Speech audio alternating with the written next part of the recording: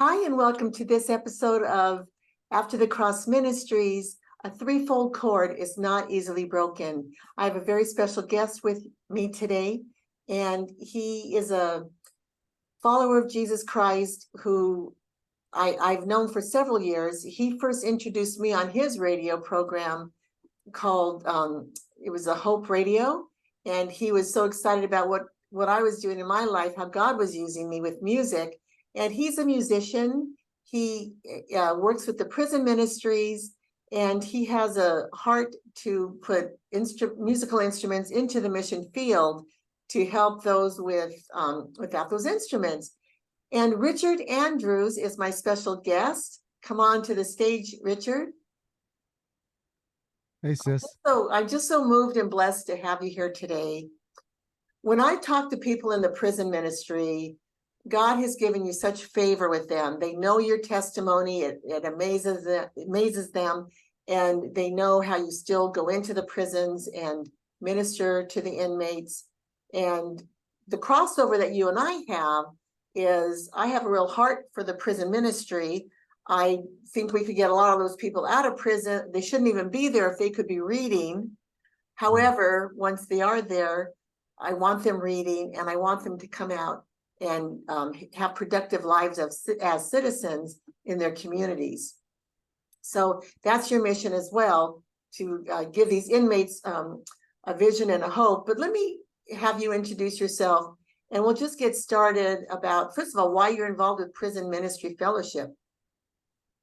Well, I think the main reason why I feel so drawn to prison ministry and to the mission field of state prisons all over the country and even all over the world is just because of my own personal journey.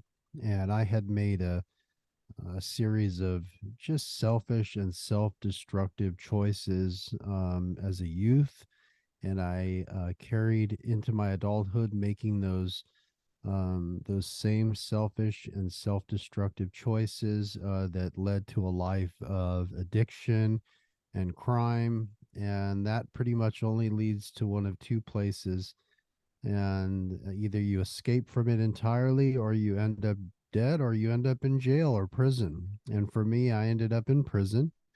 I had been in and out of the county jail for a number of years, and then ultimately that led to a 4-year term in a California state prison. So, obviously, because of that history and because of my testimony that includes being an inmate in prison, um, I've kind of come full circle, and now I'm extremely passionate about bringing the hope of Christ into prisons, because that's where he found me. And I believe that's where he will find many, because sometimes when you hit rock bottom in prison, you have nowhere else to look but up. And that is a great opportunity to just come in and throw someone a lifeline. And Yes. for me, that lifeline is the gospel of Jesus. So, yeah, that's why I'm so passionate about that mission field. Well, it's very exciting. And this is going to be a long interview. I'm just so excited because people can listen as they're getting ready, put their earbuds in, clean their house, or they could be driving. This is a lot of people listen to my program when they're commuting. And so I'm very excited to have you share your story. If you would want to start with your childhood, what it was like in your home and when things started going bad in your home. Yeah, I was actually born into a pretty average middle class home. I was born in San Gabriel, California, which is in Southern California, and I was pretty much raised the majority of my childhood in a suburb just outside of Los Angeles called West Covina. And so in that, it was a time of kids playing until the street lights came on, and riding bikes with your friends, and playing cops and robbers with makeshift guns made out of sticks and whatnot. And it was just a very average middle class existence. And my mother actually graduated from an all girls Catholic high school. She was born and raised in the Hawaiian Islands on Maui, and that's where she attended um, high school.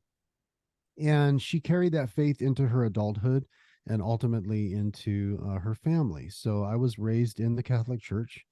I was, at Sunday Mass pretty much every Sunday of my childhood. Midweek, I would be at the Catholic Church for catechism, and for those that don't know what that is, it's kind of like a youth group for young Catholic kids. And I jumped through every hoop that they had kind of set up for young people in the Catholic Church. Obviously, I was baptized as a baby into the church. Um, I made my first Holy Communion, which again is this milestone that you pass as a young Catholic child, and then I made my confirmation, which happens a little later as a preteen. So even though that was a part of my, existence, a lot of my existence, I never really had what I would consider to be a authentic spiritual encounter of any kind. I was happy to participate because at the time I was a pretty good kid, getting good grades, making good choices, good decisions. um I was well behaved. I was happy um to to uh to do whatever my parents wanted me to do. So I was a band geek. That means I played the clarinet in the band in school. In junior high, I played the clarinet in the marching band. I played the trombone in the marching band. So again, I'm just a really kind of average middle class Right. kid. But ultimately, all of that changed when I was What 14 happened? years old. Yeah, everything changed when I was 14. I had come to a crossroads, and I had found live music, and I was playing the bass guitar at the time. And back in the day, kids used to start bands in their garages, and you don't see too much of that these days, but it was, very prevalent back then. For us, In the that's high early school, right? Starting high school. Actually, I was in junior high when I was starting to play the 14. bass guitar. Well, I was actually 12 when I started playing the bass guitar. Okay. Yeah. Yeah. I was 14 years old when I ran away. That's Okay. when I ran away from home. And I ran away from home because I had an opportunity to play the bass guitar in a band, and my parents kind of shot that down, and I basically rebelled in that moment. I was at a crossroads. I had a choice to make.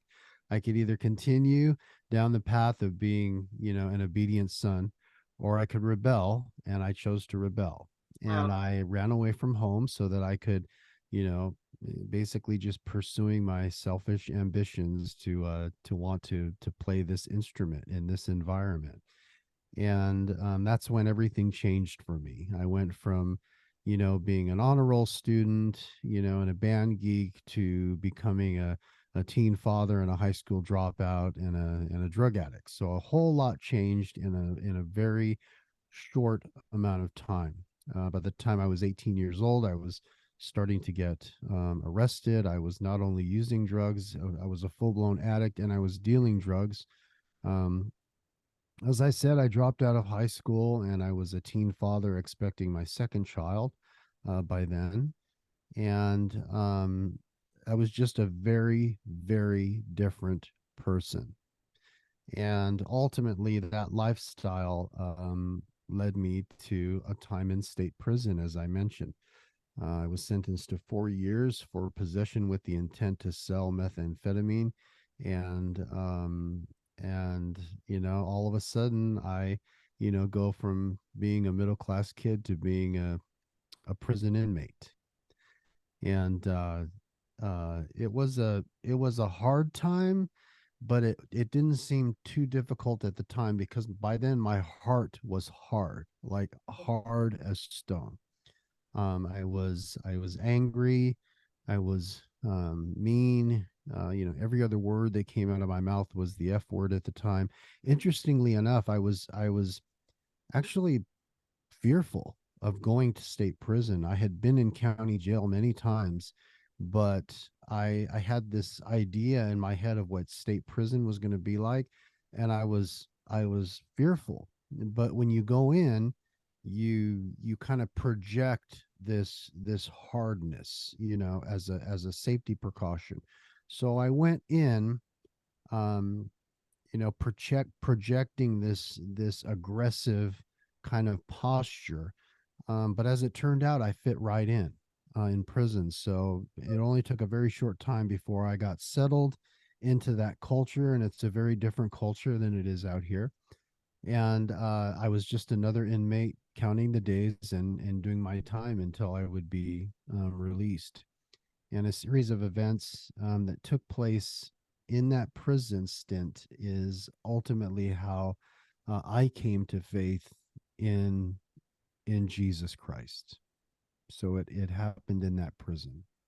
Let me ask you how your parents were responding to this first before you share how things were happening in the prison and how God led people to you in prison to show him to you. First, how did your parents? I mean, it must have broken their hearts. A lot of us were raised Catholic, and I think just not even to follow in that path of faith was very hurtful for Catholic parents until they see that your relationship with the Lord is a real relationship. Um, so I can imagine, and the audience will know at the end of this interview how you about your parents. So Yeah, my one a fun fact of my story is that when I ran away, I had obviously I had left at a time of day when my parents were both at work. So I okay, had made arrangements for someone to come to the house with a little pickup truck, and I had packed up everything that I thought was important at the time. And of course, I'm 14, so I packed, some clothes, a toothbrush, my collection of albums, my stereo. It's yes, like I just a handful of things is what I took with me. And I had no contact with my parents for almost 2 years. And I was actually at the local mall one day, and someone tapped me on the shoulder at the mall, and I turned around, and it was my dad. And it was actually the first time I had been face to face or had any contact with them since I had ran away. wow. So it was as awkward as you're guessing it might have been. It was that awkward times 10.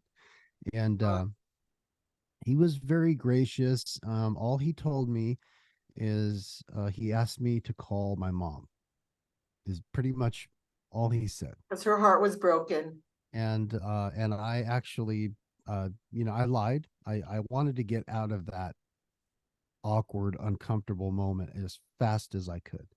So I told him, absolutely, I'm gonna, as a matter of fact, I'm gonna go call her right now.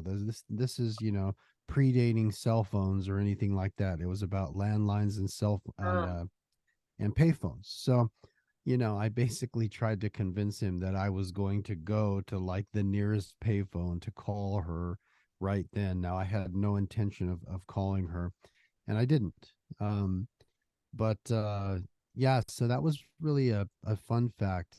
And I had pretty much little to no contact with them during that time. And what I mean by little contact is that when I would get really desperate out there, like at the end of my rope, like I'm addicted, and I'm lost, and I'm homeless, and I'm hungry, and I'm cold. I mean, the stories of people, sleeping on park benches or this and that. I did all of that stuff. I used to walk through neighborhoods at night, and if I came across a home that had a motorhome or something parked on the side of the house, I would break into the motorhome, and I would, try to just get out of the weather and sleep for the night. I mean, I did that many, many times. So anyway, sometimes things would get so desperate that I would do the thing that I feared the most, and that was basically reach out to my parents for help. and uh, and they were very gracious on how they dealt with me.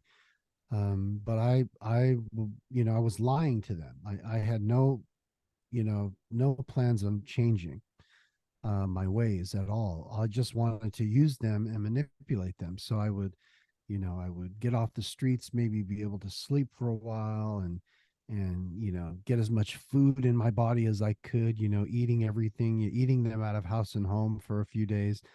And then I would, basically steal from them, from my mother's purse, or her jewelry box or whatever. I would steal, and then I would leave and go back out there and run amok until I had, reached a desperate point again where I had to call for their help again. So this was the extent of our relationship for all of those years. I had no idea who they Understand were. you. They had no idea who I was. But after you ran away, you would come home and still steal from them. Did I hear you right? Oh yeah, And absolutely. then, so with her money missing, she probably knew at least you were alive. Money was missing. It was probably Richard, you think? Yeah, I mean, I can't assume what she thought during Wow. those times. It would be, Okay. it wouldn't be fair to do that. I don't know what she I, thought. I didn't know you would go home and do that and go out again. Hmm. Okay.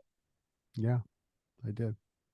And and this ultimately went on until I ended up in state prison. And while I was in state prison, I started to receive these cards in the mail from, basically, it was from a stranger. I didn't know who the person was. I didn't recognize their address, the return address, but they were definitely intentionally writing me because they had to have my first and last name. Every inmate is given a number. They had to have my number. They had to have some detailed information about me just to write me in prison. So it was definitely their intention to write me, but I had no idea who this person was.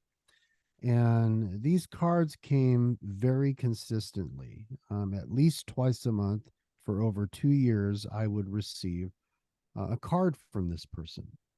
Now, the cards were very religious in nature. I mean, like, overtly religious. Everything in the cards was about, God and Jesus, and his love for me and his plan for me. And it was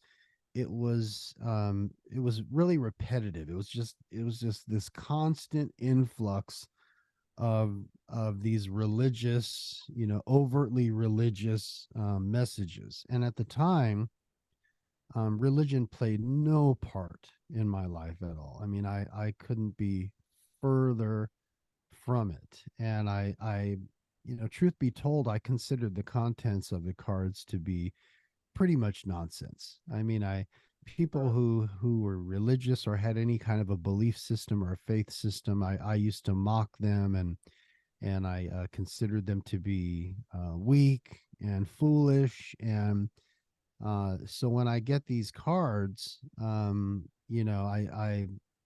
just think the contents is just nonsense. Yes. Um, however, when you're in prison and no one is writing you and no one is corresponding with you, you feel that. You feel that. Even the hardest of hearts feels it. Now, at the time, I didn't know just how much I was feeling it until the cards started to come, and I realized just how good it felt to hear my name called during mail call. Mm. And even though these cards were filled with content that I considered to be utter foolishness, um, I came to depend on those cards coming. Wow. I was so selfish at the time. I would even feel entitled to get my Mm. cards. Like, maybe a card was what I considered to be late, 1 month. Then I would start to question, like, where's my card? I was very selfish. But I say all that to say that this, this simple inanimate object, a stamp and an envelope and a few words jotted down on a card, like, they held so much weight on the inside of me. Um, it's really hard to put into words. I mean, in retrospect now, I think what they brought with them was hope. And but hope wasn't really in my vocabulary. So at the time, I Wow. wasn't able to identify what I was feeling. But again, in retrospect, it was a measure of hope that was coming through at the time. And I would read every word of every card, even though I didn't believe in any of it. I still read every word of every card. I come to find out later that the word of God doesn't return void or empty back to him, but it actually is accomplishing a thing that it was sent out to do. Amen. So even though I wasn't seeking him, just by consuming his word through these cards, there was something happening on the inside of me. Again, I didn't know it at the time. This is all in retrospect, looking back.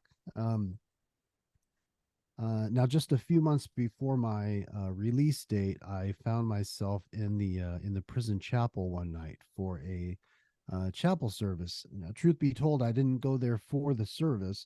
I had actually attended for a selfish reason, and because the chapel was centrally located. So if you had friends on other prison yards, you could all meet in the chapel for a chapel service. It was a way of kind of getting around some of the restrictions that they had in place, and that's why I was there that night.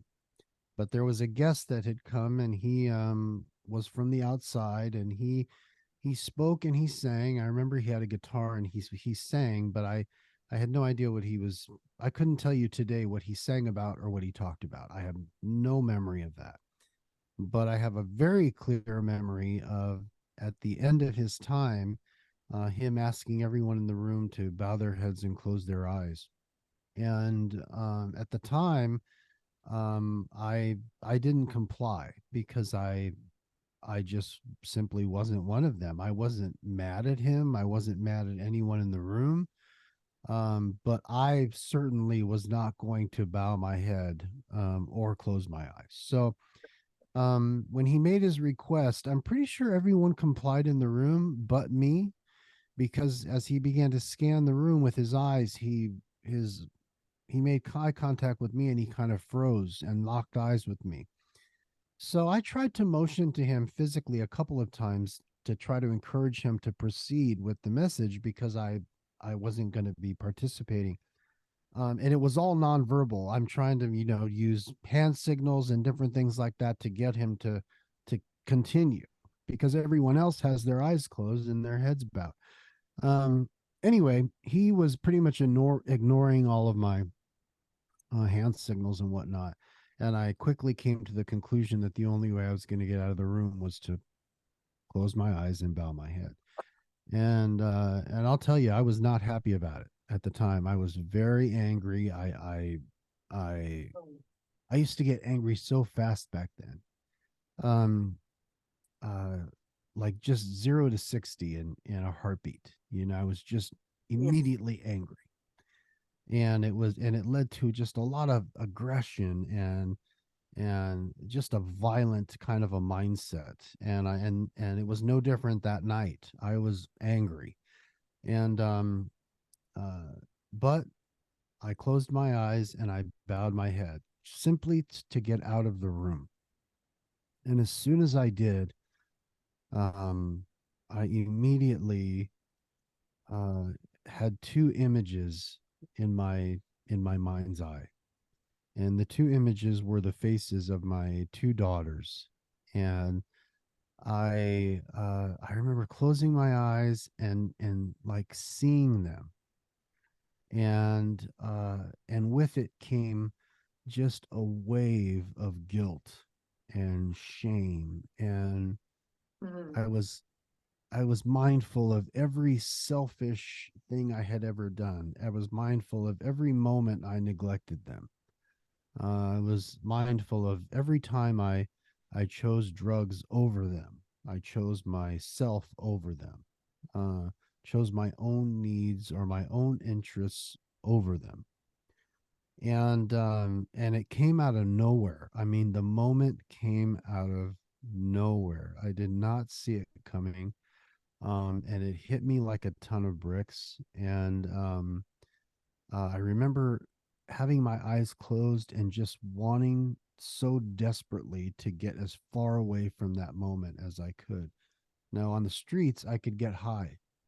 I could just numb all of that pain away by getting loaded. But Mm. there in that moment, I had nothing to take away um, that that feeling of just what a horrible person I felt like I was in that moment.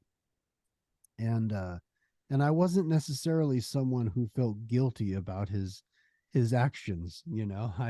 I knew who I was. I was a, you know, I was a misfit. I was an outlaw. I was a criminal. I was a drug addict. Like I knew who I was and I was fine with that.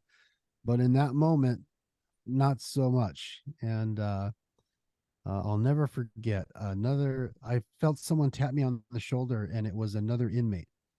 And I opened my eyes, and the first thing he said to me is, "Hey, do you want to go up?" And I remember having no idea what that means. I mean, I'm I'm not religious at all. I have no idea what he's asking me. But even though I have no idea what he's saying, I blurted out, "Yes." Wow. It was like it came up from the inside of me and I had no control over it. And I blurted out, "Yes."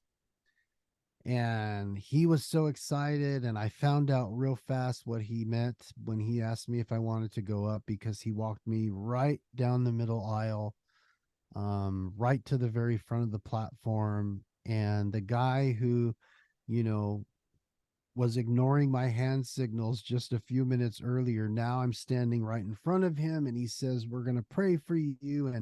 And people were cheering, and it was just a blur, you Mm. know? And the next thing I recall is being back in my cell, uh, on my bunk, and the lights went out and my head's on the pillow and I'm about to fall asleep. And I remember thinking, what the hell did I just do? And I fell asleep. Woke up the next day, remembered all the cards I got twice a month, every month for over 2 years. And I had saved every card. And I remember one had a phone number. So I went through the cards. I found the one with the phone number. And back then, they used to have phone booths on the prison yard, and you would step into the phone booth and make your collect call. And, you know, and then that's how you used to make calls in there back then. And so I signed up for my phone time, stepped into the phone booth, went through the hoops of making a collect call to this phone number in this card. And I have no idea what's going to happen. And then I hear a little old lady's voice break the silence, and she says, "Hello." And I said, "Hello." And she said, "Who is this?" And in my head, I thought, you just heard the recording. They hear a recording and it says you're getting a call from a really bad person, and then they have to accept the charges. So I assumed she knew who it was because she accepted the collect Yeah. call. Anyway, I didn't I didn't say all that to her. I responded, I told her my name, and I actually said my first and last name. And before I could get my last name out, she cut me off and said, "Have you given your life to Jesus yet?" And I said, "I went up last night." I'm not sure if that's what you're asking me. And she said, "Well, praise the Lord. Now it's time for you to speak in tongues." And she proceeded to freak me out. She she I Yeah, I'm not even sure what I thought at the time. I thought I was just listening to a bunch of crazy. And I think the calls were about 15 minutes long, 10 or 15 minutes. She basically prayed in tongues or spoke in tongues for the entirety of the call from that point forward. Um, she would take these big breaths when she would, go back in. And at the time, she would breathe and she would tell me, "Jump in when you're ready." And then she would just proceed. And of course, I never jumped in because I was never ready. I had no idea what was happening. Um, and the phone call ended. It just cut her off. She was in mid sentence and it cut her voice off. And that was my first exposure to anything Christian, evangelical, whatever words you want to use. Yeah.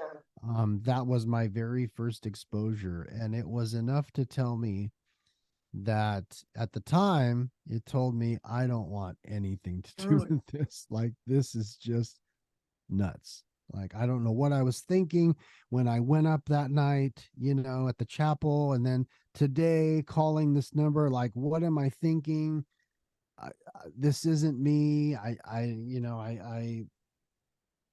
Yeah.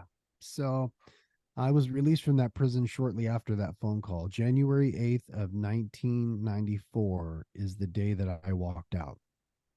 And um uh and to revisit my parents at the time, the way the system works is if I you're just have to arrested in a interrupt you really quickly. yes.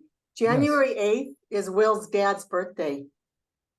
Oh, really? Yeah, so I will never Okay. forget your exit date anymore. Oh, that's awesome. Yeah, Very cool. Yeah, for obvious reasons, I've never forgotten yes. that date, you know? Um, but the way the system works, when you're released from prison, from custody, you are released into the city or county where of your last arrest. That's just the way the system works. And I remember at the time thinking, if I'm dropped right back into that place, it will be a matter of hours, minutes before I'm just right back into the swing of things, right back into that lifestyle that led me to Mm. that place in the first place. So I called my parents, who basically I'm estranged from, and I told them this fact of how the system works. And they actually lived in another county. And basically I was saying, I was kind of pleading with them to allow me to parole to their home, because if they allowed me to, because they were a family member and the system would consider that, it would be maybe a chance for me to do better. Yeah, And my parents, God bless them, even though all they knew about their son was that he was just an addict and out of control, and manipulated them and lied to them and robbed them, and pretty much everything they knew about me at that point was bad. But at the time, they agreed to allow this stranger basically to move into their home. And I really believe in my heart of hearts that had it not been for them and that choice, my life may have turned out very differently. So I am eternally grateful for that decision that they made. And so I paroled to their home, and I found a local church that had a 12-step program, because part of my parole, one of the many conditions was that I had to have a paper signed saying that I was attending a 12-step meeting every week. I had to, give that document to my parole officer once a month or whatever it was. And of course, I was being, drug tested, randomly. And there were just a lot of hoops to jump through at the time. But the fact that I was led to a 12-step meeting at a church versus, at a coffee shop, at a donut shop, at a community center, there's a ton of 12-step meetings. But I happened to find one when I was looking for them that was at a church. And the people in that church really just surrounded me, and ministered to me, and and there were a lot of people there that just wouldn't take no for an answer. At the time, I was very antisocial, um very kind of standoffish, um still got a lot of meanness on the inside of me and stuff like that, and these people weren't phased by any of that. And anytime I tried to wiggle my way out of doing something, either by lying or, saying I'm busy, I can't make it, I don't have any money, I don't have transportation, whatever excuses I would come up with, they just basically ignored them all. And wouldn't take no for an answer. And I'll admit at the time it was frustrating. Like I was like, what is wrong with these people? That's amazing. But again, in retrospect, looking back, man, I feel so fortunate that I was surrounded by people that would not take no for an answer. They saw through all of my nonsense, all of my lies, all of my manipulation, and they just pressed in anyway. They pushed past that. Mhm. And That, and and here I those are am. words of encouragement to all of us who do attend churches to, write to the prisoners, press into those kids who are rejecting and rejecting. Don't give up. So, I mean, this is having multiple benefits to hear this from you. Yeah, I hope so. I hope so because I'm a firm believer in sending a stranger, a total complete stranger, some sort of a card or a note in the mail. I'm a full on advocate of that for many reasons. I'm not saying you need to commit to be a pen pal and write every week. I'm not saying you need to write a 50-page, book every time. I'm just saying a small note goes a long way. For me, my cards were all filled with stuff that I could care less about. It was hearing my name called at mail call that Wow. did the work of softening my heart. Mm. That's where the work was done when I look back. Of course, God's word was getting on the inside of me. And later on in my journey, that word would come back to the surface at different times as I began to grow in my faith as a Christian. But the things that really impacted me at the time was simply hearing my name called out a couple of times a month. Well, Richard, this is our audience is used to listening for 20 to 30 minutes. If you wouldn't mind, I'd like to have you come back and Oh, I would we could love do to. part two, and they could actually Absolutely. hear about what happened in the church and how things uh, went forward from there. Would that be okay? I would love to. I mean, my story is covered in God's fingerprints. I mean, it's one miraculous thing after another. And when I say miraculous, I mean the kind of stuff that man could never take credit for. It's only stuff that God gets the glory for. And any opportunity I'm given to brag on him, I welcome it Okay, wholeheartedly. well, I'm going to end this episode, and but we're going to keep on talking, so you're not going to go anywhere. Okay. We're going to keep on talking, and I want to thank the audience for being here today.